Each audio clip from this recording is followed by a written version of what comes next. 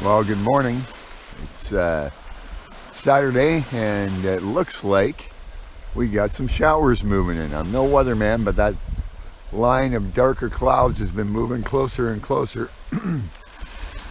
So I think I'm going to stay put. You don't want to be out on this trail in wet conditions, that's for sure. That would be absolutely dangerous.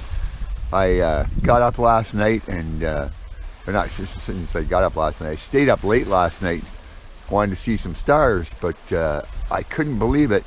It was 11:30, 11:45 before the sunlight actually disappeared totally, and you could see it. So it's really weird to have the ambient light going on that long. But the stars were pretty cool, and I'm glad I stayed up. But that meant I kind of slept in a little bit this morning. And I was hoping to get up and get moving, but when I saw that line moving in, I said, nope, just stay put, stay safe, and we'll wait for it to clear and make a decision later on what the rest of the day is going to look like. But right now, it's just staying here for the near future. Well, a little bit of good news, bad news. The good news is it stopped raining. It rained for about 2 hours, so I just hunkered down in the hammock, and the great thing about that was it stayed bone dry. Really, that fly really works well and nice and warm, even though it's only about 20 degrees out. So, you know, that was great. Got up and had a cup of coffee and had my lunch. But the bad news is it looks like there's another squall line out on the lake that might be moving this way. I would have had to wait anyway for, at least an hour or so for the rocks and that to dry out a little bit, because you don't want to be, you know, on those. Some of the ups and downs are slippery enough without it being dangerously wet. So I think what I'm going to do is just kind of hunker down, and even if I packed up right now, it's really not going to do me any good. I'll just wait and see what happens with this squall line, and if it moves past without any rain, then maybe I will get going. If not, looks like I may be stuck here for the day.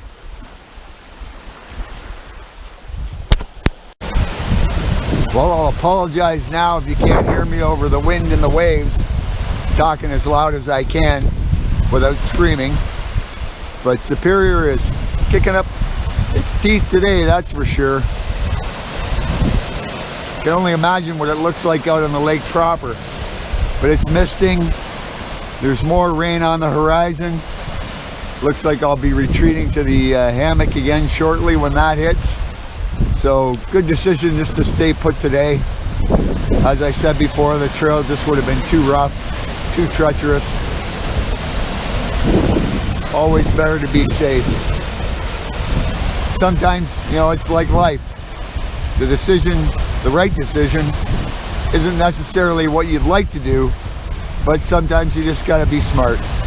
And today's one of those days, so just having some fun, enjoying camp. Went out and got some wood for later on. Hopefully can have a fire tonight. We'll see what Mother Nature has in store. Well, good morning. It's 9:11 on Sunday morning, and I have to tell you about last night. My goodness. I went to bed early, probably just after 9. Had managed to get a fire despite the wetness of the wood and stuff like that, and burn up some of the garbage that is burnable, so that way I don't have to carry that around with me. And it was probably about 3:30 in the morning, a line of thunderstorms moved through, and they were vicious. I mean, rumbles of thunder that lasted 40-45 seconds, lightning coming out the wazoo, and the what was I going to say? The wind. Oh my goodness. Even with the tarp protecting the hammock was still shaking. It was just unbelievable. You could feel the pressure of it. And at one point, it pulled one of the stakes out of the ground, and I had to get out of the tent and fumble for the flashlight and find the peg and re-secure it so that way water didn't pour in the hammock and get me all soaking wet. So that was an adventure. Like I say, they lasted a good 2 hours. It was probably 5:30 before it just settled down to a steady rain. Clouds this morning, take a look. Not too bad. The sun is behind me, and I've got the tarp out for the hammock to dry out, so hopefully that'll happen fairly soon. I want to be out of the campsite. I figure it's going to be another hour before the sun really hits me, and let that fly dry right out, even though the hammock does have a separate compartment for the fly that's not supposed to get the hammock wet. I'd rather not trust that. I'd rather have the fly nice and dry when I go to pack it, because I don't have very far to go today, but I'll get to that in a few seconds. The other thing was last night, they say everybody dreams, but I rarely remember my dreams, and I had some doozies. Bill Murray, of all people, was in my dream, and he was in Leavenworth prison, and they were trying to kill him. And I was watching it like I was watching a movie. And half of the inmates were shouting, "Pass it up." They were passing up this spear to kill him with. And half on Bill's side were saying, "Drop it down, drop it down." But he survived, and then he ended up the next day, and I was with him. I don't know why, like we were good friends, talking to a psychologist about his experience. So I don't know if that has anything to do with the elements on the trip and this trail trying to kill me, saying that facetiously, obviously, but that was pretty wild. And then that morphed into a dream where the two guys I'm going camping with in August on the Silhouette Trail in Killarney, they were in it, only we had decided, screw it, after this adventure we were going to go to Vegas. And they had on sunglasses, dressed up like the Blues Brothers of all people, and we were heading to Vegas to smoke cigars. So I don't know if that's my subconscious saying, screw it, but I'm going to Killarney because I've done the Silhouette Trail before and I know what to expect. Today, like I said, I don't have very far to go. I decided yesterday during my unwanted rest day, we'll call it that I still want to see as much of the trail as I can. So what I'm going to do today is I'm going to start to backtrack the way I came. There's a campsite, first campsite past Sinclair Cove that's out on a point. And I talked to two guys on the first day I met them on the trail, and they were saying that's one of the prettiest campsites on trail. So I'm trying to remember, I think it was about 2.5 hours from this spot. So as long as I'm out of here by noon, I'll still be there early afternoon, which is great.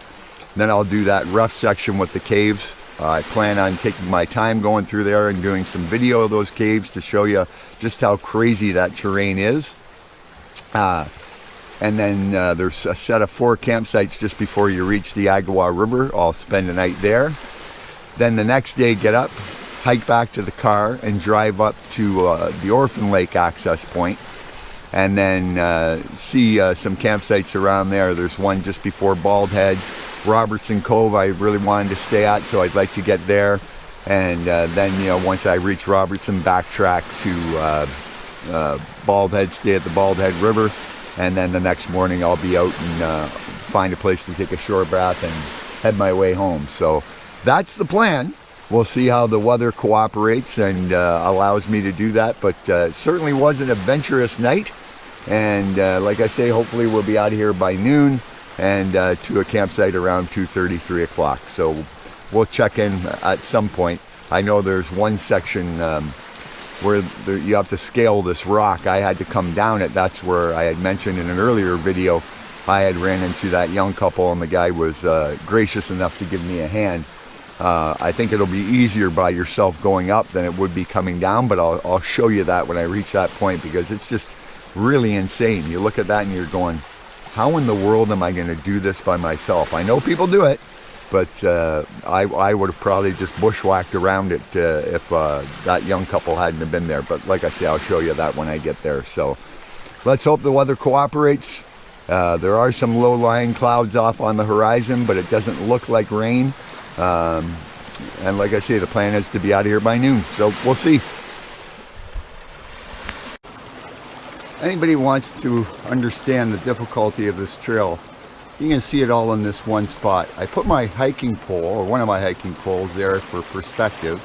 Now that's going to be with my elbow at a 90 degree, just about where my waist is. So somehow I have to scale that. And I don't dare do it with pack on my back, because as you can see, the water's edge is right there. So I'm going to have to somehow hoist the pack up.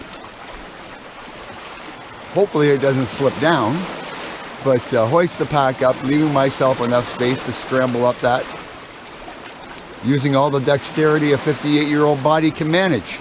So this should be really interesting. Like I say, this is where the young fella and his girlfriend, I met up with them and they helped me down, because Lord knows how I would have got the pack down without it toppling into the waves. So who cares how long it takes me, as long as I get it done.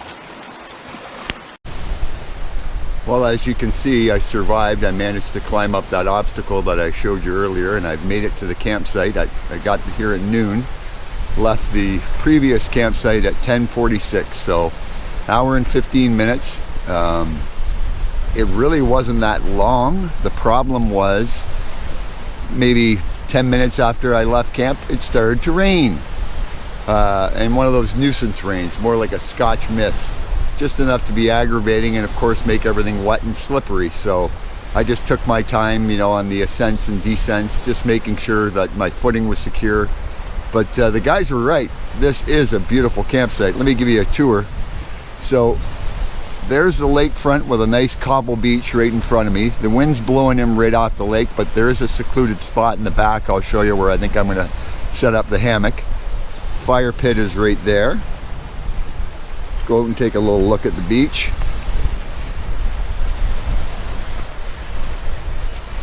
Nice, awesome view. Agawa Island over there.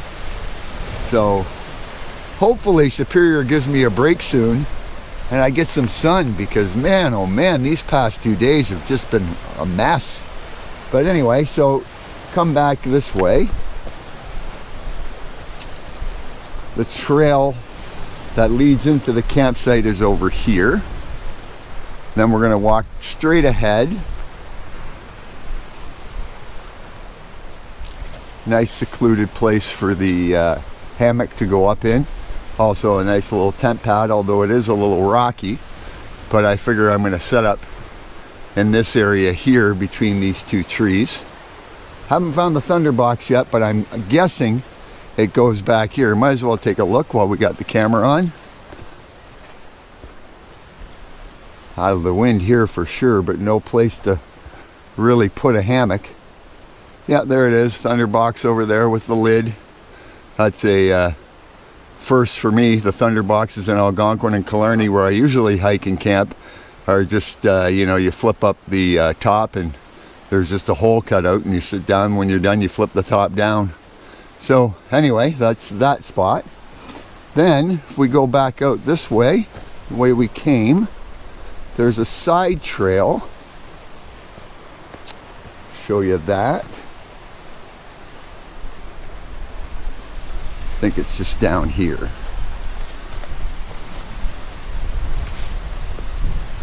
Yeah, a little side trail over here that leads to you to the view of where I came from.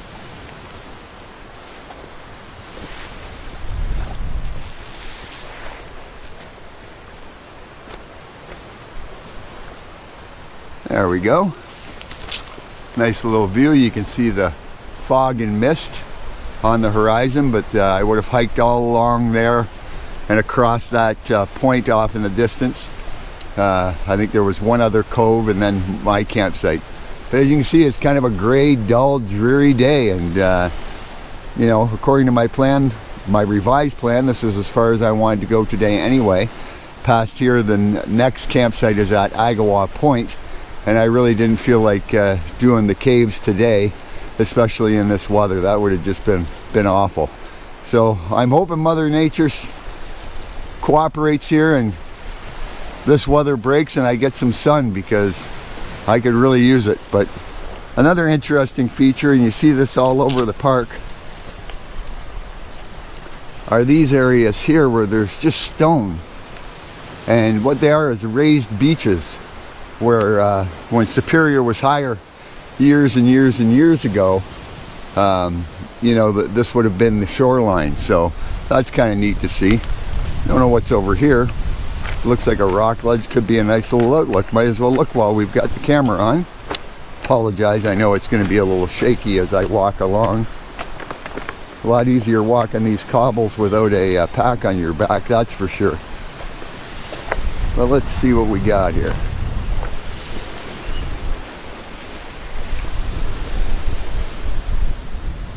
I guess we can hike up here. I don't know if there's going to be a lookout or not. Probably the same view I just had. But might as well go exploring, got a lot of time. Oh yeah, that's kind of treacherous. I think I'll turn the camera off, so that way if I have to use my hands, they're free. And if there's a good view, I'll show you it. And if not, well, we'll talk later about how the rest of this crazy day is going.